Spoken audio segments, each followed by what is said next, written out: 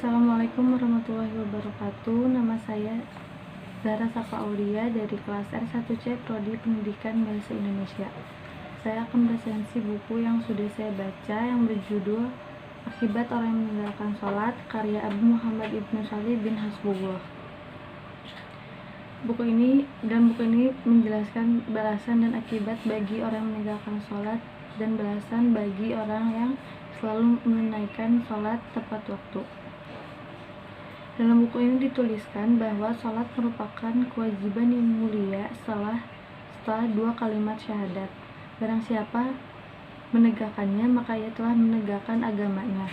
Dan barang siapa yang telah menyanyiakan sholat, maka ia telah menyanyiakan agamanya.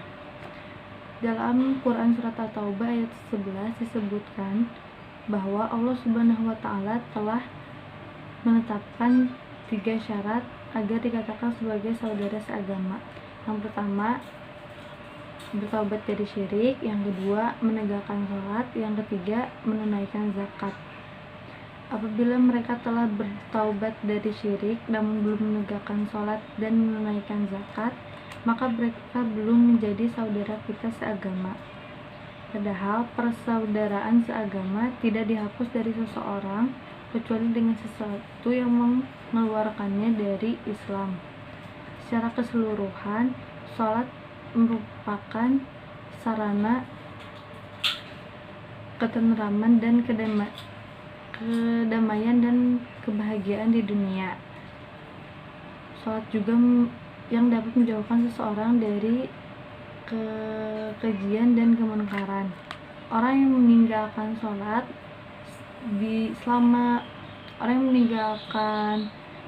akan menjalani hidup yang penuh masalah dan derita tanpa kedamaian dan ketentraman di dunia. Belum lagi siksa yang menunggunya di akhirat nanti. Sholat juga penentu diterimanya seluruh amal-amal kita yang lainnya dan rahasia kesuksesan seorang muslim. Kesuksesan terbesar seorang muslim adalah kesuksesan akhirat, yakni memasuki surga dengan keridhaan Allah Subhanahu wa Ta'ala. Miftahul jannati sholat, kunci surga adalah sholat. Menjaga sholat merupakan bukti kebenaran dan kejujuran iman seseorang. Di dalam buku ini juga disebutkan bahwa orang yang meninggalkan sholat akan hidup bersama Qarun, Fir'aun, Haman, dan Ubay bin Khalaf. Fir'aun yaitu orang yang diberi kekayaan oleh Allah Subhanahu wa Ta'ala tetapi menganggap semua kekayaan yang dia dapat dari ilmu yang dia miliki. Fir'aun adalah orang yang mengaku sebagai Tuhan. Haman adalah budak atau pembantu setia dari Fir'aun. Ubay bin Khalaf adalah orang munafik yang beragama Islam namun hatinya kafir. Dalam buku ini juga dituliskan bahwa tidak ada rukhsah atau keringanan dalam melaksanakan sholat bagi orang yang buta, orang tua, orang yang tidak bisa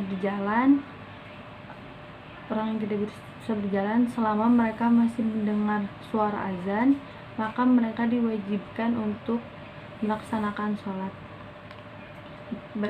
khususnya bagi laki-laki sholat berjamaah di masjid.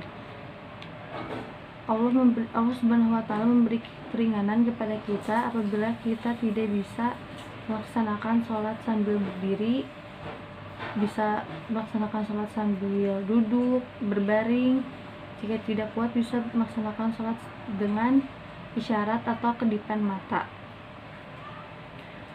Bertaubat dari dosa adalah suatu kewajiban bagi seorang muslim, dan amalan yang menjadi penghapus dosa diantaranya adalah sholat 5 waktu. Sungguh rugi orang-orang yang meninggalkan sholat karena dosanya tidak akan terhapus. Sekian dari saya. Wassalamualaikum warahmatullahi wabarakatuh.